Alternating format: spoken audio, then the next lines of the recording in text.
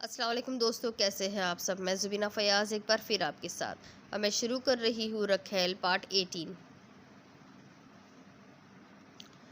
कहा ना कुछ नहीं चाहिए, वो इतनी ज़ोर से दहाड़ा था कि राहत खाला भागती हुई वहाँ पहुँच गई। जी साहब जी। मुंह से कुछ कहे बगैर उसने हाथ के इशारे से वापस जाने का कहा और आंखें बंद कर ली। नहीं पीऊँगा चाय, खाना भी नहीं खाऊँगा, हफ्ता हफ्ता जुराबों का एक ही जोड़ा पहने रखूँगा, 3-3 बोतलें शराब की भी पीऊँगा और भी ज़्यादा पीऊँगा। तुम कौन होती हो जो मुझे रोके टोके? हाँ बताओ ना, तुम कौन हो जो मुझे रोकने वाली? आई बड़ी। कबीर दादा औरत को पाँव की जूती समझता है। कई आई और कई गई। अगर तुम खुद दफा ना होती तो कल परसों तुम्हें भी ठोकर मारकर भेज ही देता। वो खुद कलामी के अंदाज में बड़बड़ाता रहा। आंखें बंद करते ही वो छलांग लगाकर फिर उसके ख्यालों में आ धमकी। इसके बाजू पर सर रखकर वो इसकी छाती पर मुलायम हाथ फेर रही थी। वो पूछने लगा, ये तनाविश भला कैसा नाम है? इसकी मुतरन्नुम हंसी गूंजी। कभी कुरान पढ़ा हो तो पता चले ना जनाब कि 22वें पारे की सूरे सबा में मेरा नाम का जिक्र हुआ है।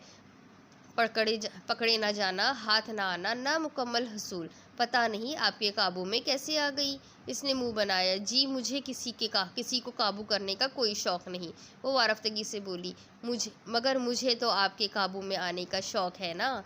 झूठी, दोरख गो, गलत बया, धोखेबाज, बकवास करती है। वो फिर गुस्से व गम में बड़बड़ाता हुआ उठ बैठा।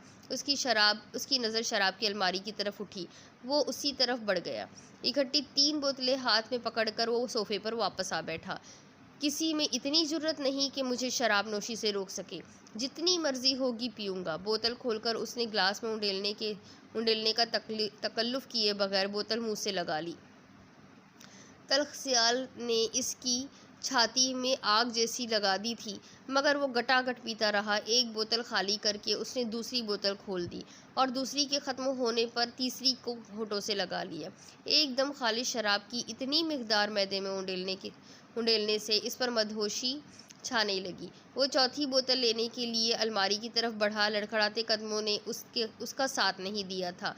वो लहराता हुआ कालीन पर गिरा। इसका सर बड़ी मुश्किल से बेड से टकराने से बचा था। 1-2 लम्हा इसी तरह पड़े रहने के बाद वो सर झटकता हुआ बेड का किनारा पकड़कर ऊपर उठा और फिर औंधे मुँह बेड पर लेट गया। करीब ना आना, मुझे किसी की भी ज़रूरत नहीं, मैं अपना ख्याल रख सकता हूँ। इसे महसूस हुआ कि वो इसके बालों में हाथ फेर रही है। अपने गंदे हाथ मेरे सर से दूर रखो, मैं कह रहा हूँ, दूर रखो अपने हाथ। वो एक हाथ से उसे दूर झटकने लगा। वो शायद जल्दी से पीछे हट गई थी, तभी तो वो इसका हाथ पकड़ नहीं सका था। मगर जैसे ही वो अपना हाथ पीछे करता, वो दोबारा इसके बालों में उंगलियां फेरने लगती। उसकी शौक मुतरन्नुम और चंचल हंसी कबीर दादा को गुस्सा दिलाने लगी, मगर इसमें इसे दूर हटाने की सख्त नहीं रही थी। दूर हो जाओ, परे हो जाओ, चले जाओ, जाओ जाओ। इसकी आवाज़ नींद में डूब गई। बस इतनी ही मोहब्बत थी तुम्हारी? इसे कीमती कार से उतरते देखकर कबीरदादा ने ताना दिया। धोखेबाज कहीं की, मतलबी, खुदगर्ज, मेरे जज्बात से खेलते हुए तुम्हें ज़रा सा भी एहसास ना हुआ? वो घबराए बगैर इस्तेहज़ाइया लहजे में बोली। लोगों की ज़िंदगियों से खेलने वाला कातिल, शराबी और बदकार शख्स मुझे इखलाक सिखा रहा है? वाह! वो चिल्लाया। बकवास बंद करो, वरना क्या कर लोगे? मुझे भी कत्ल कर दोगे? लो चलाओ गोली। डरती नहीं हूँ तुमसे, जो कर सकते हो कर लो। तुम्हारे जैसी घटिया औरत मैंने आज तक नहीं देखी।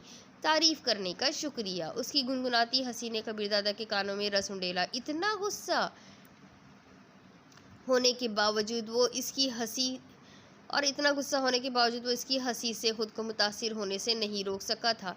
तुम्हें यहाँ भी तो अय्याशी भरी ज़िंदगी मिल सकती थी, फिर तुमने दूर जाने का फ़ैसला क्यों किया? इस मर्तबा इसके लहजे में गुस्से के बजाय शिकवे का आंसर नुमाया था। इसने कंधे उचकाए। किसी की मुलाजमा बनकर रहना कौन पसंद कर सकता है मिस्टर कबीर? मुलाजमा और बीवी में फ़र्क होता है। नाम की हद तक काम दोनों का एक ही होता है, और जब आज़ादी की ज़िंदगी मुयस्सर हो तो क्या ज़रूरत है कैद में रहने की? प्लीज़, वो मन्नतों पर उतर आया। हा हा हा, उसने तंजिया कहकहा लगाया। तुम तो बहुत बड़े दादा हो, इतनी जल्दी घुटने टेक दिए? बेपरवाही से कहते हुए वो आगे बढ़ गई और कबीर दादा हसरत भरी नज़रों से उसे घूरता रह गया। थोड़ा सा तो खा लो, माँ ने निवाला इसके होठों की तरफ बढ़ाया। दिल नहीं चाह रहा माँ। उसने माँ का हाथ दूर धकेला। ऐसा नहीं करते मेरी जान। जिंदगी की खुशियाँ किसी एक ही शख्स की तो नहीं होती। तुम्हें इतने खूबसूरत, वजीह और पुरकशिश जवान मिलेंगे कि वो गुंडा तुम्हें याद भी नहीं आएगा। वो सिसकी भूलेगा तो याद आएगा ना। क्या वो अकेला मर्द है दुनिया में? बुशरा ने हल्के से डांटा।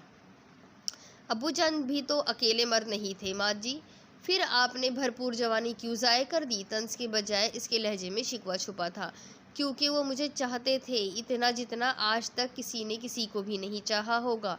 इतनी तवज्जो देते थे कि इतनी तवज्जो कोई नहीं दे सकता। ऐसे महबूब का शोक मनाने के लिए तो मेरी एक ज़िंदगी भी कम है। अगर मुझे 10 ज़िंदगियाँ और मिलेगी तो वो भी अपने रफ़ीक की याद में गुजार दूंगी। मगर तुम किस बलबूते पर अपने शौहर का तकाबुल मेरे शौहर से कर रही हो? ये ज़्यादती है मेरी जान, क्योंकि मेरे शौहर को तो मुझसे मौत ने छीना है और तुम्हारे मवाली ने ठोकर मारकर तुम्हें अपनी ज़िंदगी से दूर कर दिया है। वो नादम है, इसलिए तो मेरा सामना नहीं करना चाहते और उन्हें मेरी फ़िक्र है। वो चाहते हैं मैं किसी महफूज मकाम पर अपनी ज़िंदगी गुजारूं। इसी वजह से उन्होंने पाशा भाई को कहा है कि मेरे हवाले बहुत सारी दौलत कर दे, मुझे गाड़ी बंगला खरीद दे। मैंने तो आपकी वजह से मना कर दिया कि अम्मी जान को हराम की दौलत नहीं चाहिए। सच में मेरी शहजादी इतनी सियानी हो गई है? खाने के बर्तन एक तरफ करके उसने तनाविश को अपनी गोद में घसीट लिया। मैं झूठ नहीं बोलती माँ। उसका मतलब मैं यूं ही सोच रही थी कि मेरी शहजादी ऐशो आराम की ज़िंदगी छिन जाने की वजह से परेशान है। मैं उनके साथ झोपड़ी में भी रहने को तैयार हूँ माँ, और यकीन माने मैं उन्हें गुनाह की ज़िंदगी से निकालने का सोचे हुए थी। आहिस्ता आहिस्ता शराब नोशी की आदत उनसे छुड़ा रही थी। बाकी काम भी वो ज़रूर छोड़ देते, मगर फिर उन्होंने मुझे छोड़ दिया। आखिरी जुमले कहते हुए उसकी आवाज़ भर आई थी। शायद वो तुम्हारी बेहतरी चाहता है, इसलिए खुद से दूर कर दिया। बुशरा ने उसे तसल्ली दी। नहीं, मुझे नहीं चाहिए ये बेहतरी। मैं उन्हें किसी भी काम से मना नहीं करूँगी।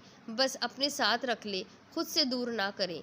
बेटी, पता है मोहब्बत एक बहुत कीमती और आला जज्बा है, और किसी की मोहब्बत में पागल हो जाना फितरती मामला है।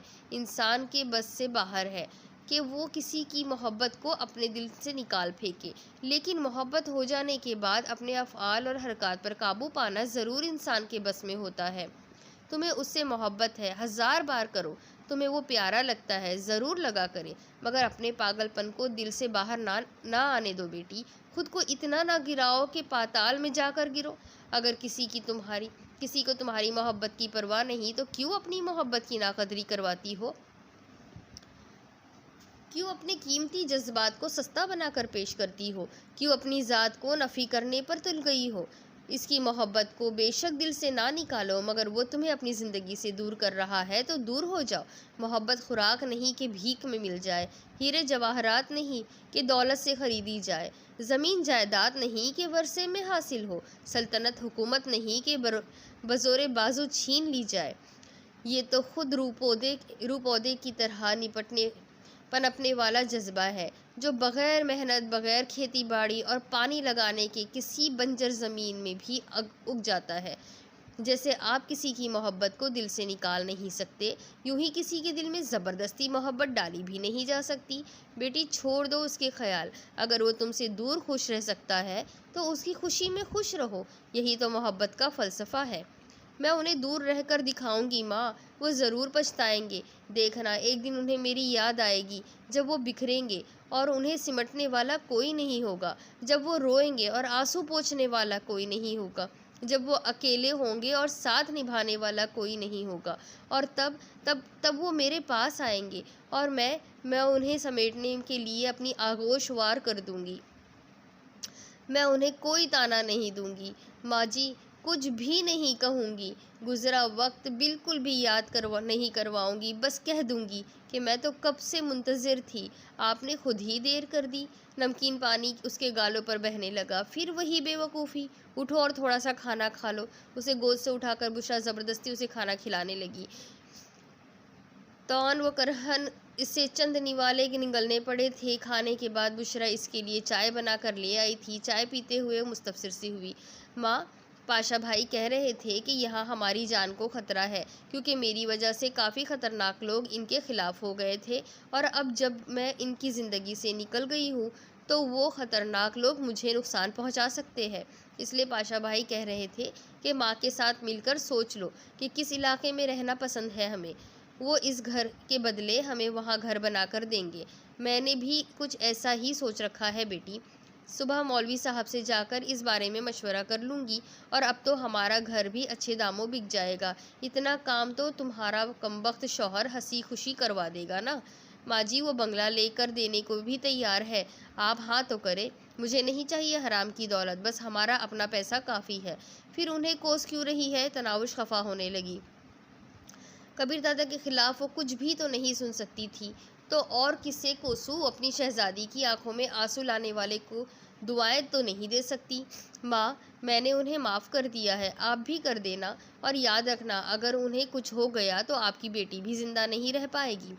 बुशरा बोली, ठीक है, लेकिन उस शर्त पर कि तुम कोई बेवकूफ़ी की हरकत नहीं करोगी, ना तो उसे मिलने की कोशिश करोगी और ना कॉल पर बात करोगी। वो मायूसी से बोली, पाशा भाई ने उनका मोबाइल नंबर मेरे फ़ोन से मिटा दिया है। फ़ोन तो मैं वैसे भी नहीं कर सकती। बुशरा तहसीन आमेज़ लहजे में बोली, बहुत अच्छा किया है उस लड़के ने। अगर उन्होंने कॉल की फिर मैं बात करूँगी। एक अजीब सी हसरत इसके लहजे में उबल रही थी। हाँ हाँ कर लेना, बुशरा जान छुड़ाते हुए बोली। अब आंखें बंद करके सोने की कोशिश करो। वो खुद भी लेट गई। तनाउश आंखें बंद करके भी जागती रही। गाहे गाहे मोबाइल फ़ोन की स्क्रीन पर निगाहें दौड़ाने लगी।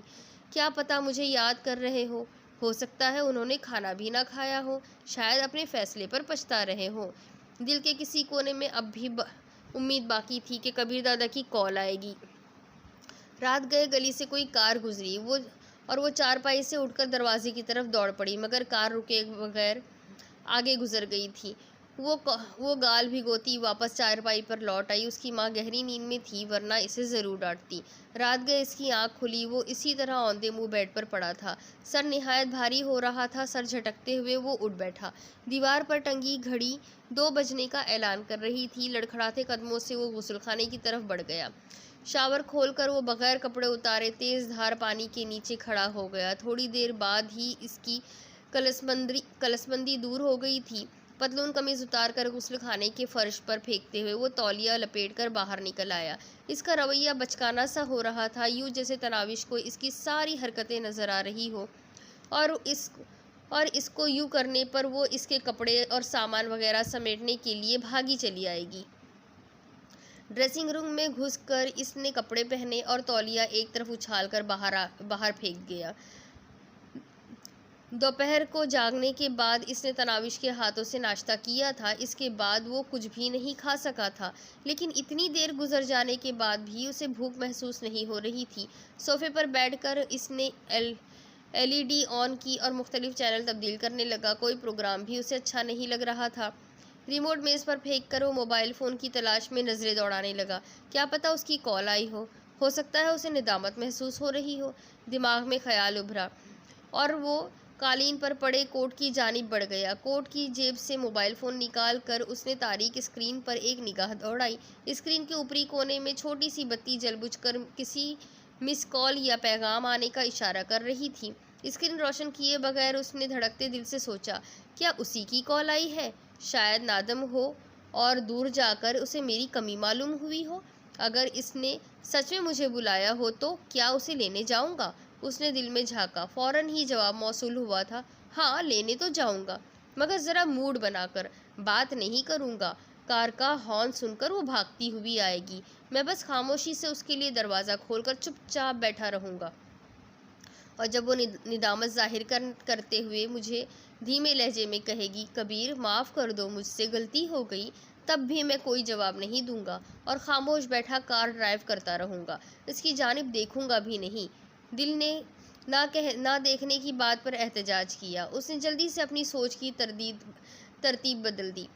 सीधा तो नहीं, अलबत्ता शीशे में से चोरी चोरी उसके चेहरे पर निगाह डाल लूँगा, उसे मिन्नतें करने दूंगा और हाँ, उससे सीधा साहिल समंदर पर ले जाऊंगा।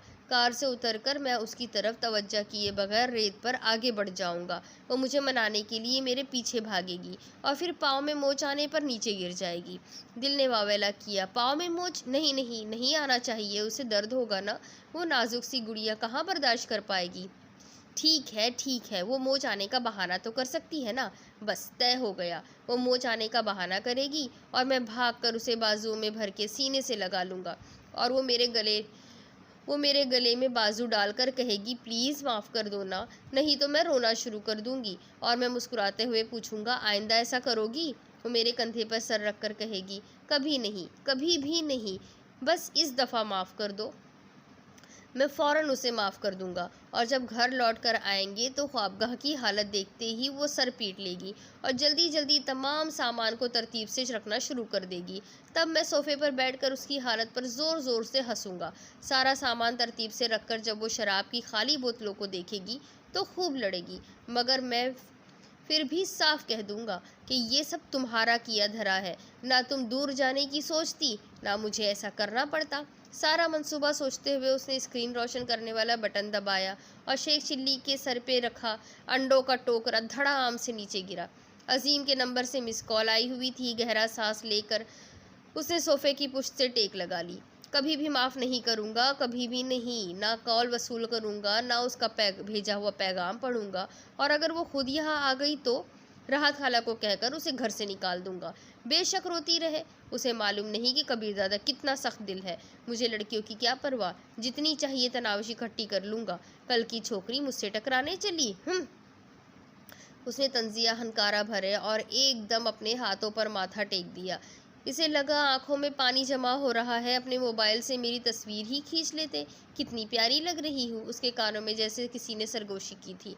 उसने फौरन तस्वीरों वाला फोल्डर खोल लिया। वो हंसते हुए उसी की तरफ देख रही थी। एक तस्वीर में वो ज़बान निकाल कर उसे चिढ़ा रही थी, एक में उसने दोनों आंखें सख्ती से नीची हुई थी। 2-3 तस्वीरों में वो संजीदा नज़र आने की कोशिश कर रही थी, मगर इसकी रोशन मुस्कुराती आंखें झूठी संजीदगी का राज फाश कर रही थी। नहीं चाहिए तुम्हारी तस्वीरें, सारी की सारी डिलीट कर दूंगा। गुस्से में वो इसकी तस्वीरों को डिलीट करने की गर्ज से सिलेक्ट करने लगा। तमाम तस्वीर मार्क करके उसने डिलीट के ऑप्शन की तरफ उंगली बढ़ाई, मगर उसे दबाने की हिम्मत न कर सका। उसकी समाअतों में तनाविश की सरगोशी गूंजी। मेरी तस्वीर को मोबाइल फ़ोन से तो मिटा दोगे, मगर दिल में नक्श तस्वीर को कैसे खर्चोगे? उसने मोबाइल फ़ोन हाथ से रख दिया। मुझे मालूम तो करना चाहिए, आखिर उसने ऐसा क्यों किया? वो तो मेरी जुदाई से डरती थी, मेरे तलाक देने से खौफ खाती थी। किसी दूसरी लड़की के मेरे करीब आने पर उसका सांस रुकने लगा था। अब क्या हुआ? क्या अब मेरी जुदाई काबिले बर्दाश्त हो गई? ये पूछना तो बनता है। इससे मज़ीद सब्र ना हो सका और वो इंटरकॉम का रिसीवर उठाकर चौकीदार को कल वाला हुक्म दोहराने लगा। घड़ी की सुइयां 3 के हिंदसे को छू रही थी। यकीनन गहरी नींद में होगी। ये जाने बगैर कि कोई किस शिद्दत से उसे याद कर रहा है। क्या पता तरस खाकर मेरे साथ चली आए। उसे यूँ लगा जैसे वो तनाउश से मोहब्बत की भीख मांगने जा रहा है। उसकी अना खुददारी और बड़ी शख्सियत होने के जाम की इमारत धड़ाम से ज़मीनबोस हो गई थी। वो छोकरी जो कल तक इसकी नजर करम की मोहताज रहा करती थी, आज आसमान की बुलंदियों को छूती हुई कोई ऐसी मलिका लग रही थी जिस तक इसकी रसाई ही मुमकिन न हो। क्या हो गया है तुम्हें कबीर? तुम कबीर दादा हो। तुम एक बहुत बड़े गैंग के सरबराह हो।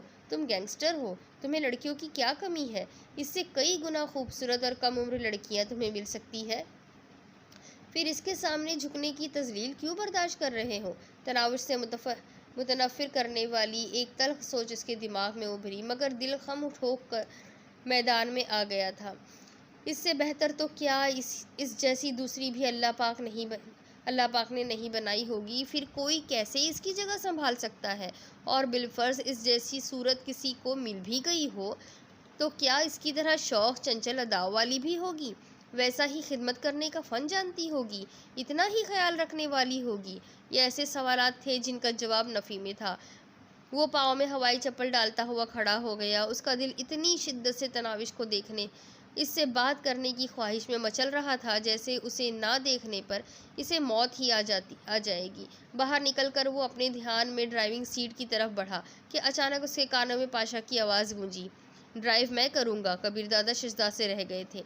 तुम यहाँ क्या कर रहे हो? वो इत्मीनान भरे लहजे में बोला, इस कोठी में एक कमरा अभी तक मेरे सामान से अटा पड़ा है और वहाँ रात गुजारने के लिए यकीनन मुझे किसी की इजाज़त की ज़रूरत तो नहीं। तुम जाओ, आराम करो। पाशा ने मानीखज लहजे में पूछा, आप कहाँ जा रहे हैं? मैं कहीं भी जाऊँ, तुम जाकर आराम करो। पाशा ने नफ़ी में सर हिलाया। मेरा साथ आपको सहूलत देगा। मैं बस इससे इतना पूछूंगा कि उसे यहाँ पर क्या तकलीफ थी, और कोई ताना नहीं दूंगा, ना गुस्सा करूंगा, बस मुख्तसर सी बात करके वापस आ जाऊंगा। वो पाशा के सामने यूँ सफाई देने लगा जैसे वो इसका बड़ा भाई हो। 2 टके की लड़की के दरवाजे पर कबीरदादा रात के 3 बजे मोहब्बत की भीख मांगने जाएगा? नहीं नहीं, ऐसी कोई बात नहीं। मैं बस इससे थोड़ी सी बात करूंगा और फिर वापस आ जाऊंगा। मेरे दिल में एक फांस अटकी हुई है, वो इससे बात करके निकल जाएगी। क्या मैं आपसे मोहब्बत नहीं करता? क्या मैं आपका ख्याल नहीं रखता? क्या मेरी ज़ात की आपकी नज़र में कोई अहमियत नहीं? क्या मेरे वादे, मेरे अल्फाज की आपके नज़दीक कोई वक़्त नहीं? पाशा जज्बाती हो गया था। ऐसी बात नहीं है यार, तुम बात को गलत रुख दे रहे हो। कबीरदादा इसकी बात सुनकर खफीफ हो गया था।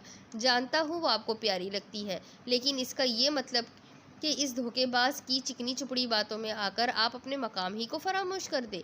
आप बस वक्ती पसंदीदगी को मोहब्बत समझने की गलती कर रहे हैं, और बिलफर्ज आप इससे सच्ची मोहब्बत करते हैं। तब भी मोहब्बत का तकाजा यही है कि महबूब की मर्जी पर राज़ी रहा जाए। वो दूर जाकर खुश है तो आप उसे खुश क्यों नहीं रहने देते? यकीन माने वो आपको देखकर घबरा जाएगी, परेशान हो जाएगी, वो डरती है आपसे। आप इसकी नज़र में एक गैंगस्टर है, एक कातिल, शराबी और बदकार शख्स है। पहले वो दौलत और ऐशो आराम के लालच में यहाँ टिकी थी, अब उससे ये सब कुछ आपके बगैर मुयस्सर हो गया है, इसलिए इससे किसी गुंडे मवाली की ज़रूरत बाकी नहीं रही। एक गहरा सांस लेते हुए वो ड्राइवर के साथ वाली सीट पर बैठता हुआ बोला, बैठो। पाशा ने ड्राइविंग सीट संभाल ली। कहाँ जाना है? उसने कार आगे बढ़ाते हुए पूछा। साहिल समंदर पर चलो। कबीरदादा ने सीट से टेक लगाते हुए आंखें बंद की और वो धम से इसकी आंखों के सामने आ कूदी। वो जल्दी से खिड़की से बाहर देखने लगा। आंखें बंद करना भी इसके लिए कारेदार बन गया था। दिल ने मतून किया, काश मैंने पाशा को ये ना कहा होता कि उसे मुंह मांगी रकम दे दो, रकम देकर मेरी ज़िंदगी से दूर कर दे। दिमाग ने पूछा, तो क्या सारी ज़िंदगी उस धोखेबाज की झूठी मोहब्बत में डूबे रहते? क्या फ़र्क पड़ता है उसकी झूठी या सच्ची मोहब्बत से, जब इंसान को दूसरे के दिल का हाल मालूम ही ना हो। भले वो ऐशो आराम की वजह से मुझ पर नाज अदा की बारिश करती, मुझे आम खाने से मतलब होना चाहिए कि ना के पेड़ गिनने से। दिल का एहतजाज जारी था। क्या सोच रहे हैं दादा? पाशा इसकी सोचों में मखल हुआ। कुछ नहीं यार, बस हैरान हो रहा हूँ कि कोई इतनी अच्छी अदाकारी भी कैसे कर सकता है। औरत ज़ात को मालिक ने जिस्मानी तौर पर कमज़ोर ज़रूर बनाया है, मगर इस कमज़ोरी के बदले उसे मक्कारी की ऐसी सिफत अदा कर दी जो मर्द की ताकत से कई गुना ज़्यादा पुरअसर है। औरत को अपने एहसासात छुपाने में बला की महारत है। ये ज़ात झूठी मोहब्बत का इजहार भी इस सफाई से करती है कि मुखालिफ को यकीन करना ही पड़ता है, और जब तक इसे हकीकत का अदराक होता है वो सरतापा इस मक्कार के इश्क में डूब चुका होता है। अब इसका इन्हिसार औरत की तरजीहात पर होता है कि इसका फ़ायदा मुतासिर मर्द के साथ रहने में है या दूर होने में। अगर तो इसके साथ रहने में फ़ायदा हो तो ये ड्रामा जारी रखती है, इसके बरक्स होने की सूरत में बेचारे के कदमों में से 1 मिनट के अंदर ज़मीन खींच लेती है। आप शुक्र करें कि बर वक्त मुझे सारी बात बता दी और इसकी झूठी मोहब्बत का राज फाश हो गया, वरना ज़िंदगी के किसी और मौके पर वो आपको कोई नाकाबिले तलाफ़ी नुकसान भी पहुंचा सकती थी। कबीरदादा के दिमाग में तल्ख सोच उभरी। मुझे तो हालिया नुकसान भी नाकाबिले तलाफ़ी ही लग रहा है, मगर मुंह से वो ये इकरार नहीं कर सका था। यहाँ खाना खाएंगे? कल वाले होटल के सामने गुजरते हुए उसने पाशा को मतला किया और उसने सर हिलाते हुए कार होटल की पार्किंग में मोड़ दी।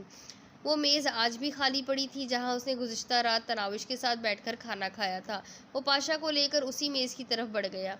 नशस्त संभालते हुए पाशा बोला, मेरा ख्याल है आप खाना नहीं खा सके हैं। सही कहा, उसने इस बात में सर हिला दिया। तो क्या मंगवाऊँ? पाशा मेन्यू कार्ड खोल कर देखने लगा। कुछ भी, मुख्तसरन कहते हुए वो शीशे का जग उठाकर ग्लास में पानी उंडेलने लगा। ग्लास से मुंह लगाए हुए उसके दिमाग में तनाविश की मधुर आवाज़ गूंजी, कोई ऐसी चीज़ जो आप अपने हाथों से मुझे खिला सके। वो ख्यालों ही ख्यालों में उसे मुखातिब हुआ, आ जाओ ना, हमेशा अपने हाथों से खिलाया करूँगा। इसका जवाब इसे सुनाई नहीं दिया था। यकीनन अब कबीरदादा की बात इसके लिए कोई अहमियत नहीं रखती थी। बेरे के आने तक वो खामोश बैठा रहा। पाशा ने भी उसे मुखातिब करने की कोशिश नहीं की थी। बेरे ने खाना लाकर इनके सामने रखा। पाशा को भी खाते देखकर वो पूछने लगा, तुमने भी नहीं खाया था? जी, कहकर पाशा खाने को जुड़ गया। कबीर दादा ने चंद निवालों के बाद हाथ खींच लिए थे, मगर पाशा ने खूब डटकर खाया था। होटल से निकलकर वो पाशा के साथ साहिल पर आ गया। रेत पर नंगे पांव घूमते हुए वो बेइख्तियार होकर पाशा को गुज़िश्ता शब की बातें बताने लगा। तनाउश ने पाँव में मोच आने का बहाना सुनाते हुए वो हंस पड़ा था। इसकी बात के इख्तिताम पर पाशा ने मुंह बिगाड़ते हुए कहा, मर्द को फांसने और इसके दिल में जगह बनाने के हज़ारों लाखों गुण ये माँ के पेट से सीख कर निकलती है। कबीर दादा ने इसकी बात पर तबसरा करने की ज़रूरत महसूस नहीं की थी। सूरज तुलू होने तक वो वहीं घूमते रहे और फिर कबीर दादा के कहने पर वापस लौट आए। यूँ हंगामी तौर पर क्यों बुलाया है? बहुत अहम काम छोड़कर आया हूँ। नौशाद आफरीदी बोतल से विस्की उंडेलने लगा। एसपी ज़मीर हुसैन शाहजी को आने दे, फिर बात करते हैं। खैरियत तो है ना? नौशाद आफरीदी के लहजे में हल्की सी परेशानी दर आई थी। वही कबीर दादा वाला मामला है यार। प्लेट में खुश्क अखरोट में से किशमिश का दाना उठाकर मुंह में डालते हुए एसपी ने उसे तसल्ली दी। उसी वक्त इखलाक हुसैन सलाम कहता हुआ अंदर दाखिल हुआ। आइए शाहजी। दोनों ने खड़े होकर उसका इस्तकबाल किया। रस्मी कलमात के बाद एसपी मतलब की गुफ्तगू पर आ गया। तुम दोनों तो उस दिन के बाद अपने मंसूबे को भूल ही गए हो, लेकिन मैं मुसलसल इसी काम में जुटा हुआ हूँ। नौशाद आफरीदी ने कहा, भूल नहीं गए, अपने लीडर पर मुकम्मल एतमाद है। एसपी ने तफसील बताते हुए कहा, बहरहाल ताज़ा तरीन खबर ये है कि आज हफ्ता है और खुशकिस्मती से वो रखेल कल से अपने घर में मौजूद है। शायद शाम तक घर ही में रहे। हमें असर के वक्त उसे अगवा करना है। अगर इससे पहले उसने घर जाने की कोशिश की तो उसी वक्त उठवा लेंगे। इखलाक हुसैन ने पूछा, बाकी के इंतजाम तो मुकम्मल है ना? एसपी ने इस बात में सर हिलाया। हाँ, सारा इंतज़ाम हो गया है। नौशाद ने पूछा, तो अब हमारे लिए क्या हुक्म है? आप दोनों ने फसीहुद्दीन के नंबर 2 तैमूर अली को काबू में करना होगा। ये ना हो फसीहुद्दीन की मौत के बाद एक नया हंगामा खड़ा हो जाए और असल मामला दरमियान ही में रह जाए। एसपी ने याद दहानी कराई। इखलाक हुसैन ने तफसील बताते हुए कहा, आज नौशाद आफरीदी के यहाँ एक तकरीब रखेंगे। इसमें तैमूर अली भी खुसूसी तौर पर मदऊ होगा। पाशा और काशिफ राजपूत को भी वहीं बुला लेंगे। सिर्फ कबीर दादा को दावत नहीं दी जाएगी, क्योंकि नौशाद आफरीदी और इसकी अनबन कोई ढकी छुपी बात नहीं है। और भी फसीहुद्दीन की मौत की खबर मुझे वहीं पर मिलेगी, जिसे फ़ौरन तैमूर अली और पाशा वगैरह के सामने बयान कर दूंगा। इसके साथ ही मैं और नौशाद मिलकर इस मामले को ठंडा करने की कोशिश करेंगे। यकीनन पाशा और काशिफ राजपूत भी हमारा साथ देंगे। इस तरह ये इतला बर वक्त तमाम गैंग के सरबराहों के पास भी पहुंच जाएगी। ज़बरदस्त, एसपी ने तहसीन आमेज़ अंदाज में कहा। यकीनन तकरीब में मेरी हाज़िरी भी लाजमी होना चाहिए। नहीं, तुम्हें मंसूबे की तकमील की तरफ ध्यान देना होगा। इखलाक हुसैन ने नफ़ी में सर हिलाया। ठीक है, एसपी ने इसकी बात पर मुकम्मल इत्तेफाक किया। सुबह की नमाज पढ़कर इसे नींद आ गई थी। वो दिन चढ़े तक सोती रही। यहाँ तक धूप ने इसे सहन से उठकर कमरे में जाने पर मजबूर कर दिया, लेकिन कमरे में इसे नींद ना आ सकी। बुशरा ने अंदर झाँका और उसे छत की कड़ियों को घूरते देखकर कहने लगी, अब उठकर नाश्ता कर लो। जी माँ। वो उठकर मुँह हाथ धोने चल दी। बुशरा ने भी अभी तक नाश्ता नहीं किया था। तुम जितना भी हो इंसान